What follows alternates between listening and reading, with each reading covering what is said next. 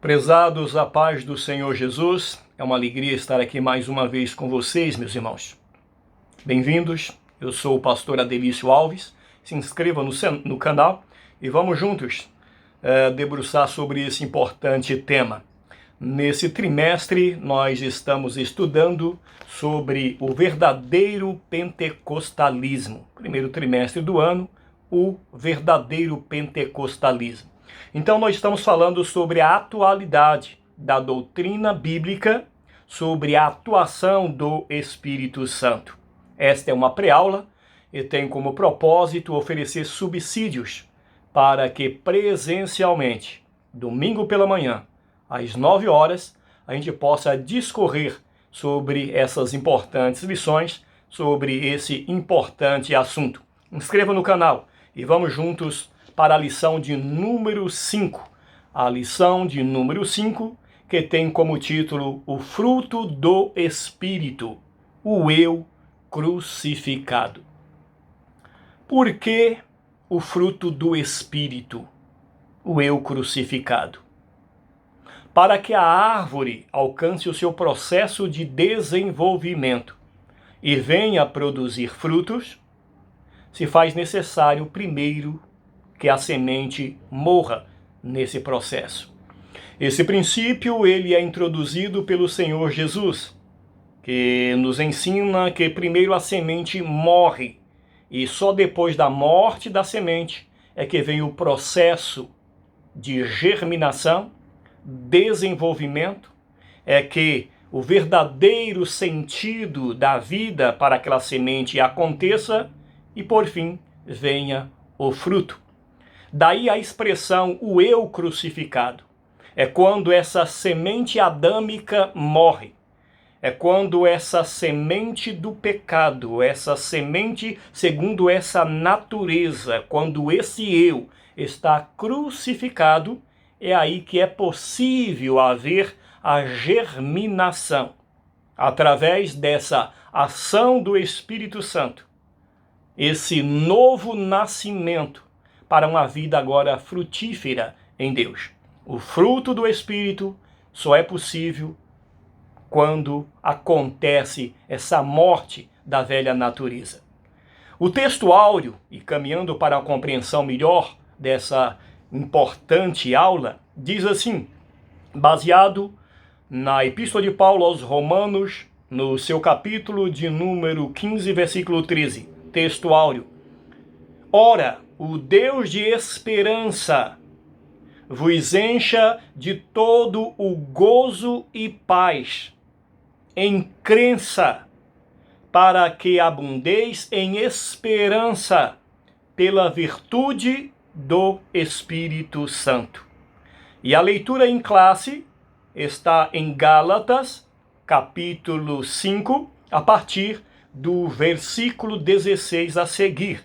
E o 16 já inicia esse texto dizendo assim: digo, porém, andai em espírito, e não cumprireis a concupiscência da carne.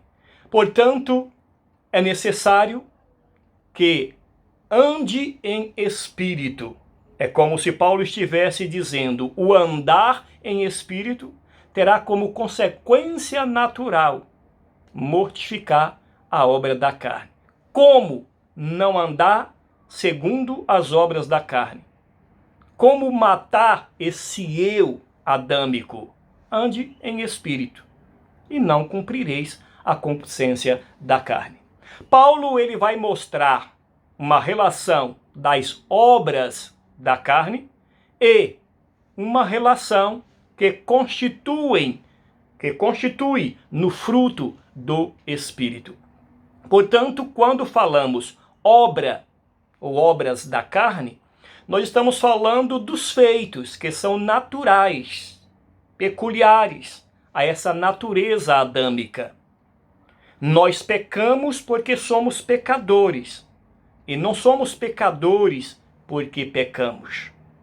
Nesse sentido, é importante entendermos que o fruto do Espírito, diferentemente, ele precisa ser cultivado. Se faz necessário cultivar, podar, limpar, trabalhar para que o fruto venha a acontecer. Tem um processo, tem um trabalho. E nessa relação aqui de Gálatas, Paulo ele mostra que existe uma luta, como que uma batalha, uma guerra com relação a esse processo de germinação para que os frutos espirituais aconteçam contra as obras da carne. A propósito, que planta está sendo cultivada? Que semente está sendo cultivada para que venha sobressair? O espinheiro bravo pode falar dos vícios tão existentes, né? Tão próximos de nós, o que é segundo essa natureza adâmica. Já o fruto do Espírito se faz necessário cultivar. João, capítulo 15, versículo 2, Jesus disse: todo ramo que está em mim, limpe, para que produza mais fruto ainda. De sorte que só é possível esse fruto estando em Jesus. Em outras palavras, quando morremos, quando crucificamos o eu na cruz, logo nascemos com Cristo. E é em Cristo, mediante a ação do Espírito Santo, que essa seiva, que essa árvore desenvolverá para o fruto do Espírito. Se faz necessário, então, esse processo.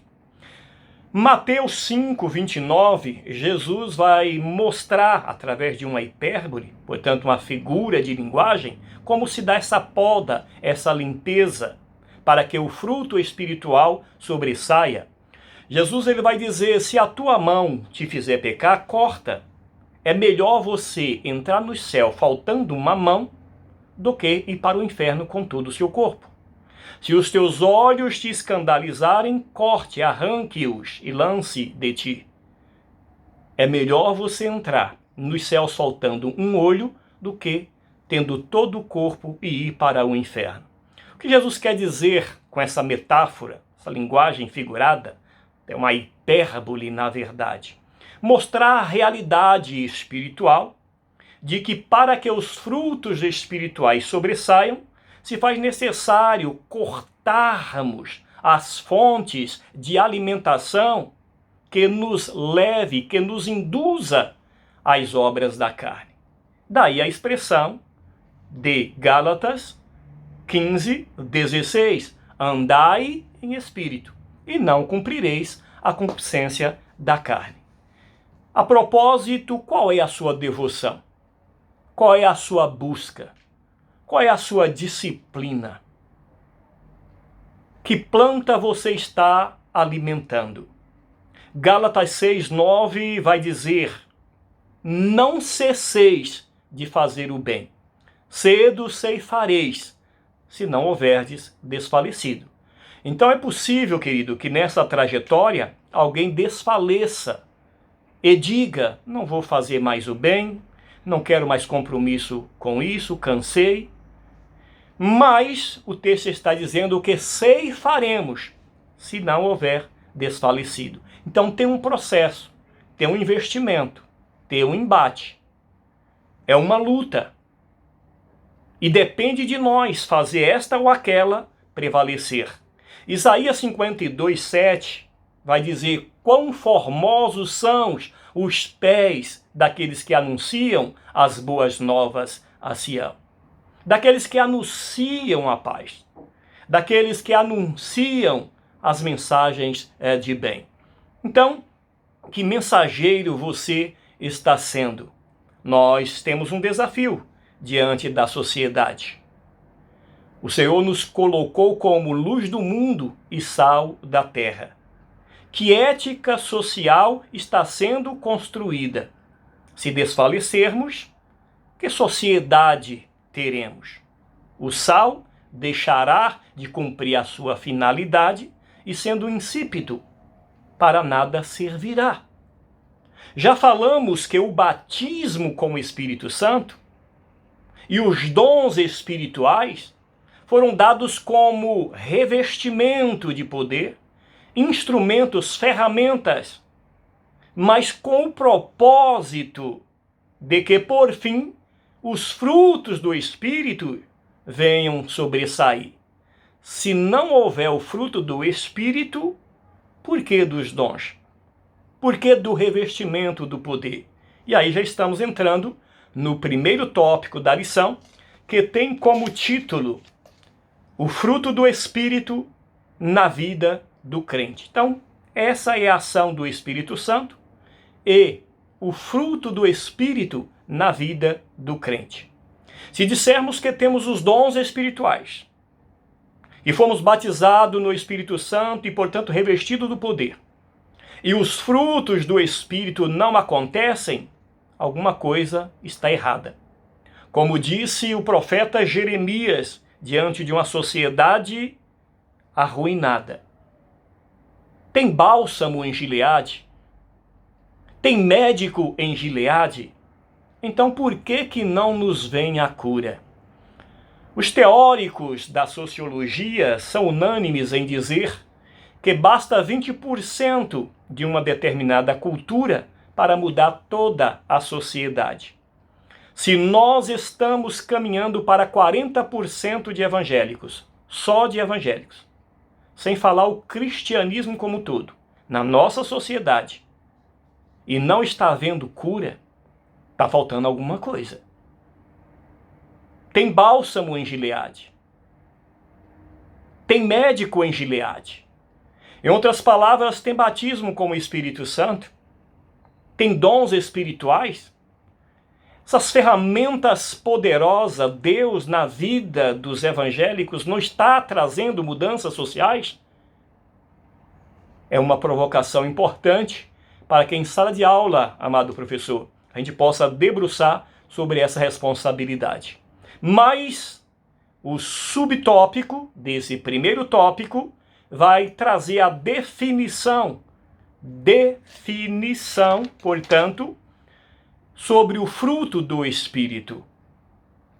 Percebemos, portanto, que o fruto do Espírito nada mais é senão o imprimir dessa natureza de Cristo em nós. Esses valores, esses princípios ensinados pelo Senhor Jesus, quando o Espírito Santo os trabalha e eles, como frutos, sobressaem em nós, então fica imprimido em nossas vidas o caráter de Cristo. Se o caráter de Cristo está em nós, se esses valores e princípios estão imprimidos em nós, como consequência, seremos reflexos desses princípios e desses valores, trazendo transformação social. Ou seja, os frutos asseguram esses princípios aceitáveis em uma sociedade. Logo, o padrão de comportamento da sociedade, conforme essa ética, conforme esses valores, conforme esses princípios ensinados por Jesus, precisarão ser incutidos. Mateus capítulo 5, no Sermão da Montanha, Jesus introduz esses princípios e dá essa responsabilidade para a igreja. Quando o Senhor Jesus, em Marcos 16, dá a grande missão, o ide imperativo, ele diz: ide por todas as nações, ensine as coisas que eu vos tenho ensinado. Então, essa ética cristã em uma sociedade a livra do caos, do relativismo moral. Tira essa falta de consciência do pecado, do que é certo e do que é errado. Mostra, adverte e o conduz para uma vida de responsabilidade e de comprometimento com a ética e com amor ao próximo, onde o fruto do Espírito nasce, as virtudes acontecem. Nesse sentido, se faz necessário prevalecer sobre as obras da carne. Subtópico de número 2 vai dizer o fruto no singular. Fruto no singular quer dizer que essa operação do Espírito Santo em nós surge um fruto. E como consequência desse fruto, as virtudes. O grande missionário Eurico Bergsten, ele vai ensinar que esse fruto é como uma laranja e seus gomos. Portanto, é o novo nascimento com as consequências positivas das virtudes, do viver cristão, dos princípios, dos valores e dessa ética, conforme ensinou o Senhor Jesus Cristo. É um novo estilo de vida, conforme Colossenses 3, se já ressuscitastes com Cristo, buscai as coisas que são de cima. Então é possuir, é ter essa mente de Cristo. É exercitar, é louvar, é cantar, é viver essas virtudes. É excluir as murmurações e todas as obras da carne. José, cheio do Espírito Santo, ainda que não estivesse na graça, mas homem de Deus, na busca do bem, quando ele despede dos seus irmãos do Egito para Canaã, ele diz: não brigueis pelo caminho. Coisa linda. Busca a paz. É isso que o homem de Deus, que experimentou essa ação do Espírito Santo faz. Isaac, ele está trabalhando, alguém chega e entulha seu poço, ele abre um outro poço, alguém chega e entulha, e ele sempre abrindo novos poços, e novos poços dando água, e ninguém entendia o porquê disso. Então aquele que semeia no corpo, que vai dizer o profeta, né? Semeará no corpo espiritual. Então, para semear, para trabalhar, para viver, é nesse corpo humano. Mas o desfrutar, o ceifar, vai ser no corpo espiritual. De sorte que semeamos no corpo físico, humano, terreno, mas o desfrutar vai ser no corpo celestial. Por isso, não cesseis de fazer o bem. Provérbio 23, versículo 7, vai dizer que o homem é o que imagina a sua alma. Então, a alma do homem está cheia de imaginações, de anseios, de projetos, de intentos. O homem é o que a sua alma pensa. Provérbio 23, 7. Mostrando que a alma é a sede da vontade. A vontade por si ela é neutra, mas como você a canaliza. Então, a diferença entre o fruto e os dons espirituais, colocado no subtópico, colocado no tópico de número 2, né?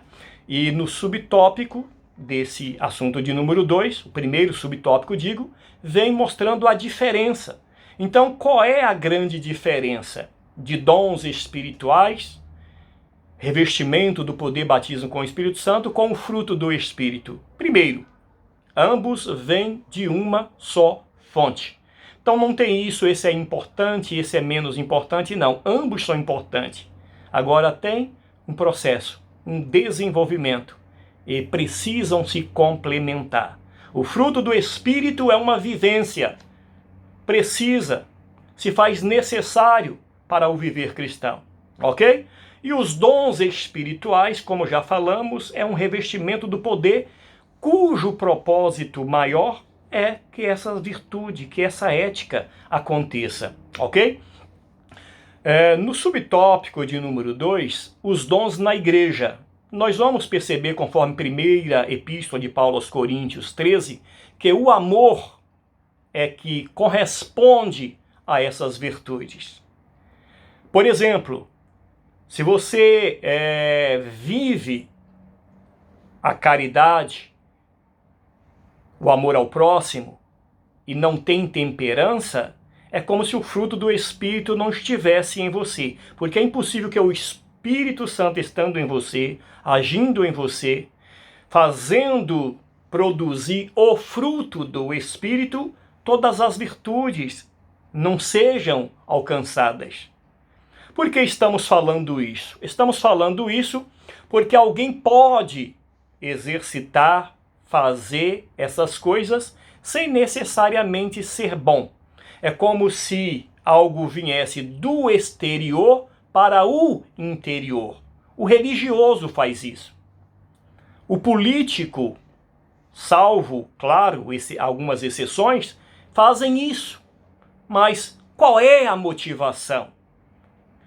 Alguém pode fazer o bem sendo mal? Sim, pode. Jesus, ele disse, vós sendo maus, dá boa dádiva aos seus filhos, muito mais o vosso Pai Celestial. O que Jesus está dizendo? Que essa natureza adâmica, pecaminosa, humana, tem essa predisposição, essa inclinação para o mal. E essa natureza mal, contudo, pode fazer o bem. Mas qual é a motivação? Alguém pode fazer por N motivações. E nós estamos falando que quando é pelo fruto do Espírito, é impossível que uma coisa seja praticada e a outra desmerecida. O amor, quando exercita a justiça, logo tem a justiça em amor, a justiça com amor. Isso tem diferença de uma justiça pura e simples, literal. Quando nós praticamos o bem, quando nós fazemos um ato de caridade que seja, ele pode ser feito até para que se busque a salvação. Há quem faça acreditando que por isso terá salvação, mas não como um produto do salvo. Então nós precisamos olhar sob uma perspectiva do fruto, que é espontâneo. É diferente de uma religiosidade, de uma legalidade, conforme estaremos estudando no próximo tópico. Ainda Lucas 6:45, Jesus vai dizer que a boca fala do que o coração está cheio. Então, a propósito do que o seu coração está cheio, qual é a intenção? Qual é a motivação? É nisso que Paulo, escrevendo sua primeira carta aos Coríntios, capítulo 13, ele vai dizer, ainda que eu desse o meu corpo para ser queimado a favor de outro, se não tivesse amor, nada adiantaria. Poxa, mas alguém seria capaz de dar o corpo a favor de outro sem ter amor? Veja as motivações. Ele vai dizer, ainda que eu falasse a língua dos anjos e entendesse de todos os mistérios, mas não tivesse amor, nada seria. Então, o amor, ele não tem interesse. Ele não suporta a falta da verdade e não folga com a injustiça. O amor tudo sofre, tudo suporta. O amor está expresso, por exemplo, quando Jesus, no Getsêmani, sem nenhum ressentimento, dirige aos seus algozes e diz, Pai, perdoa, porque eles não sabem o que fazem. Quando no Getsêmani, Judas aproxima dele para traí-lo, sem nenhum ressentimento, Jesus dá uma oportunidade para Judas e disse, amigo, meu amigo, a que vieste, amigo? Veja que isso é a expressão do amor. E esse amor de Deus, que foi derramado na cruz, estando em nós, produzirá na ação do Espírito Santo essa seiva, de sorte que se estivermos ligados em Cristo, e como disse Jesus, quem crê em mim, como diz as Escrituras. Então, crer em Jesus é viver essa verdade.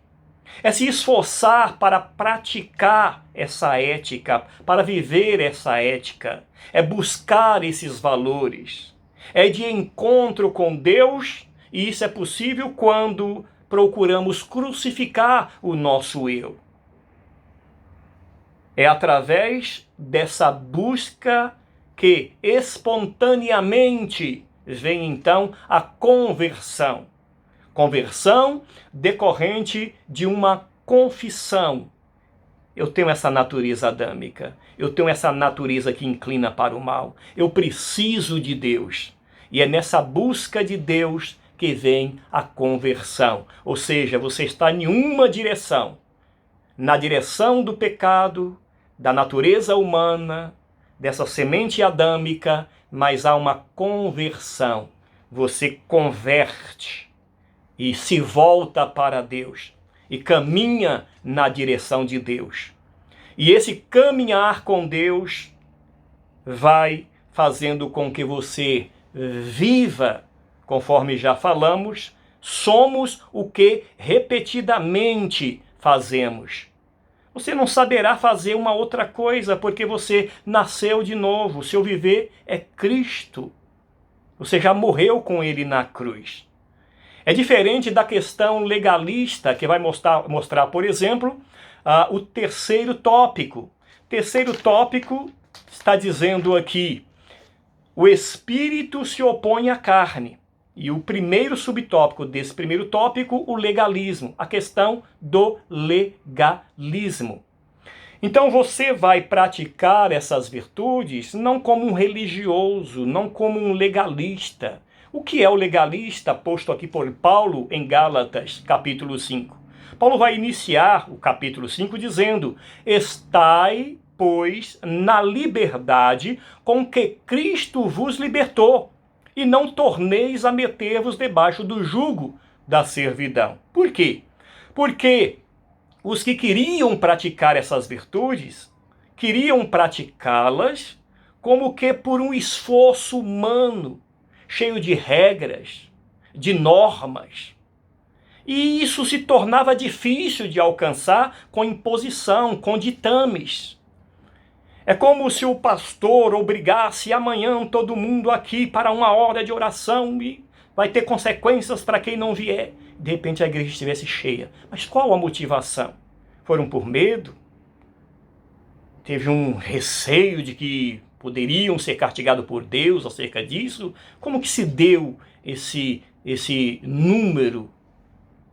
Agora, quando você sente a presença de Deus, não precisa de uma convocação para orar, mas você chega. A mesma coisa do pregador: receba, dá glória, dá glória. É impossível que, sentindo a presença de Deus, você não chore, não se derrame, independente de alguém lhe pedir. O que Jesus está dizendo que não é do exterior para o interior, mas é do interior para o exterior. Também as obras, ou seja, o fruto que é produzido. Há uma vontade, há uma motivação, há uma satisfação em viver assim. Não por um ditame, conforme faziam os legalistas. Fazendo observância de dia, de tempo, de isso pode. Não. Mas em contraste com os legalistas, tinha também os libertinos, os chamados antinomistas. Né?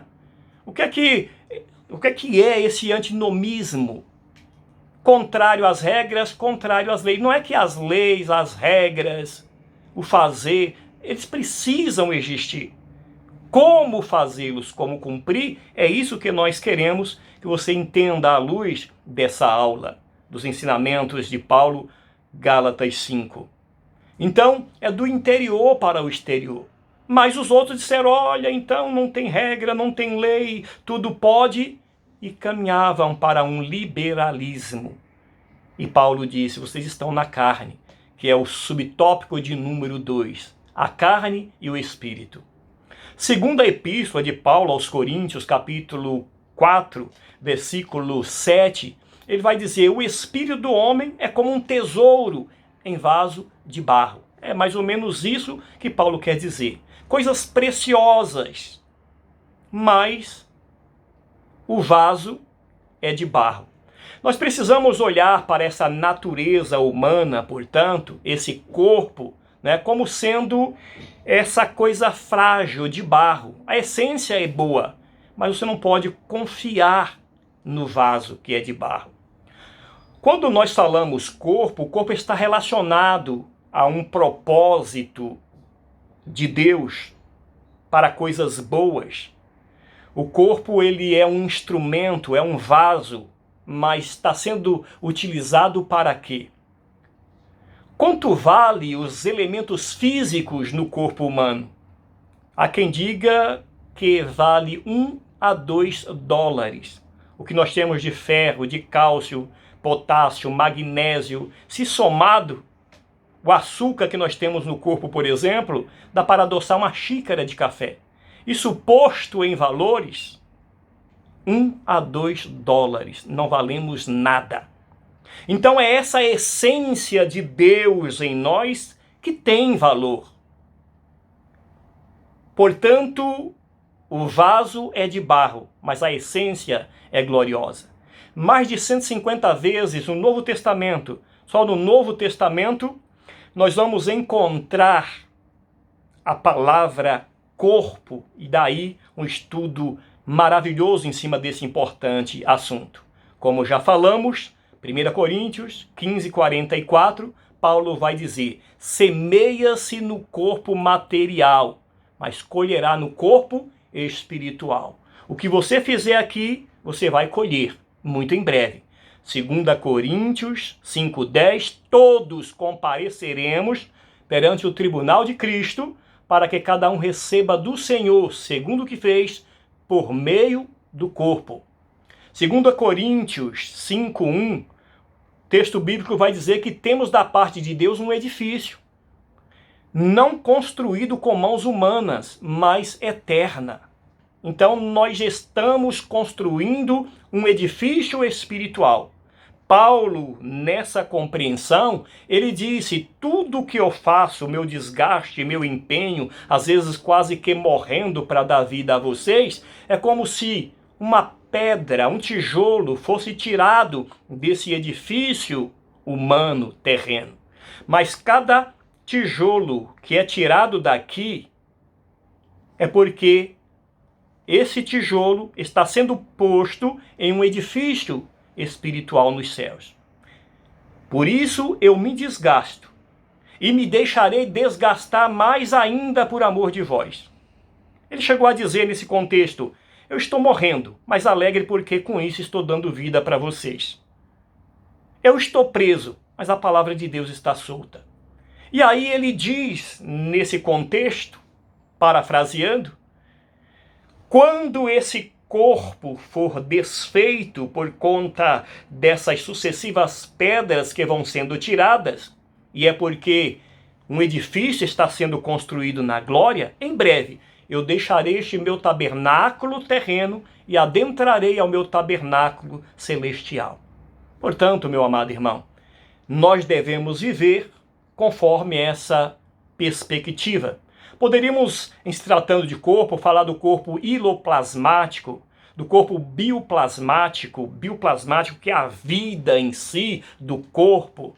Poderíamos trazer o exemplo da fotografia kirliana, que vai mostrar, esse foco de luz, esses impulsos eletromagnéticos existentes no corpo humano. Calma, não é nenhuma teoria de uma outra natureza, é apenas para mostrar, de um ponto de vista científico, objetivo, que está aí esse corpo espiritual até visto. A Bíblia fala de um espírito.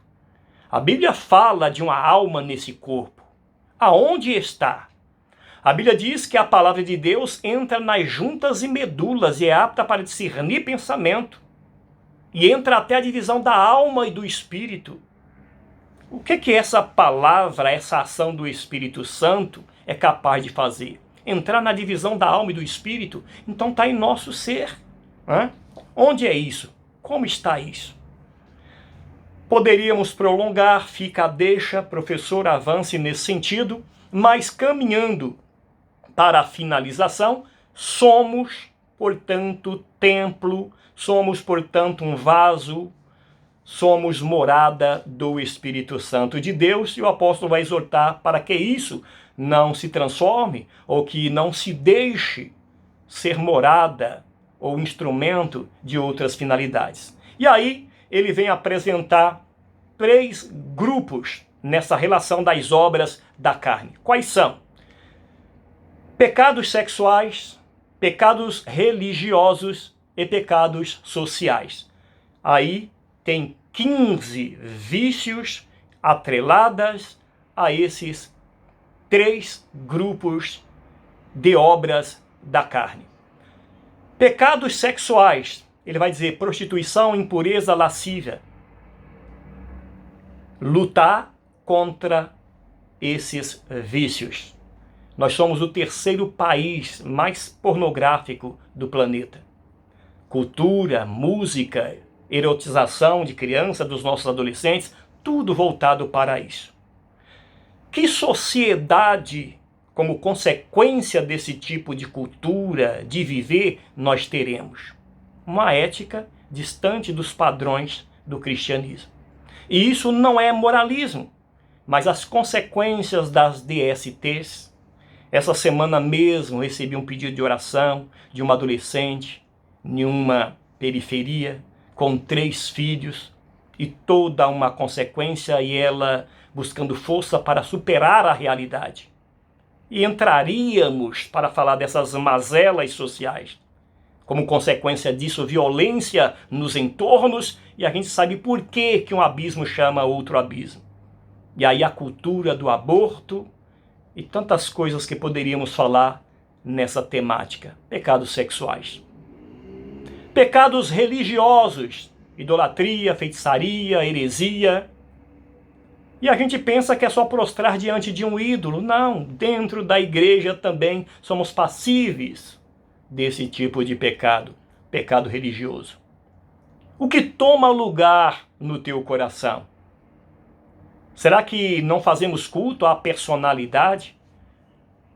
Será que não existe entre nós o narcisismo? Não é o amor a si. Jesus disse, ame o próximo como a si mesmo. Precisa ter autoestima, precisa amar a si mesmo. Mas não é o narcisismo. A autolatria, a idolatria de si mesmo, né? Então, a rejeição à verdade, nunca a palavra de Deus foi tão desprezada. Não estou falando do mundo, dentro da igreja. Prega-se, fala-se em tantas coisas, mas será que a palavra de Deus está sendo de fato pregada? Há quem fala até em atualização da palavra hoje em nosso meio. A negação da doutrina, a negação do pecado. O secularismo entrou em nosso meio. O relativismo está também em nosso meio. Tudo isso é pecado religioso. E os pecados sociais? São muitos, né? Aqui nós temos porfias, emulações, pelejas, dissensões, invejas, bebedices. Eu gostaria, porque a palavra diz, Paulo vai ensinar que essas coisas, quando ele cita as virtudes, quando ele cita o fruto do Espírito, ele diz, contra essas coisas não tem lei. E elas se opõem. Então, como que você vai vencer essas coisas? Eu gostaria de trazer apenas uma virtude, pelo menos, por conta do contexto social em que nós nos encontramos.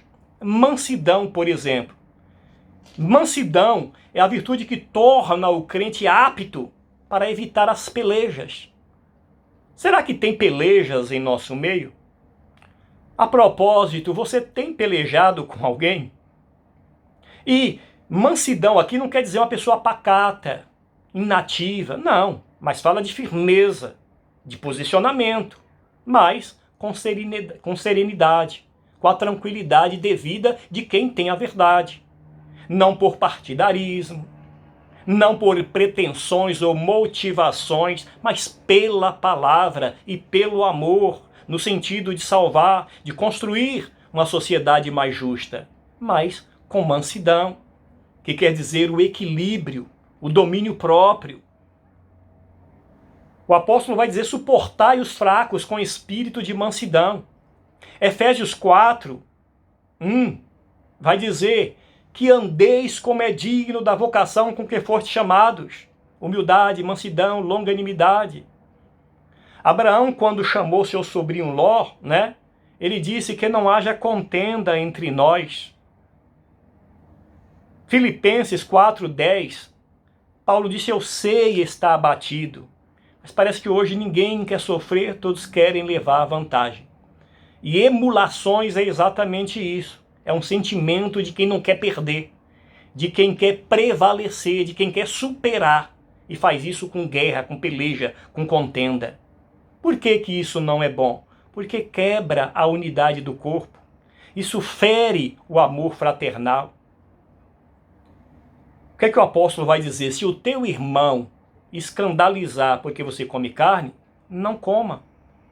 Então não se trata de omissão, mas de buscar com amor canalizar todas as demais virtudes. Quem são os que pelejam hoje em nosso meio, hein? Tem pelejadores aí entre vocês? Porfia traz a ideia de um debate temoso. E aí nós falaríamos, né, já caminhando aqui para o fim, sobre o paralogismo, ou até mesmo o sofisma, tão presente em nossos dias. O que é o sofisma? Na Grécia Antiga, chegou um ponto, até porque a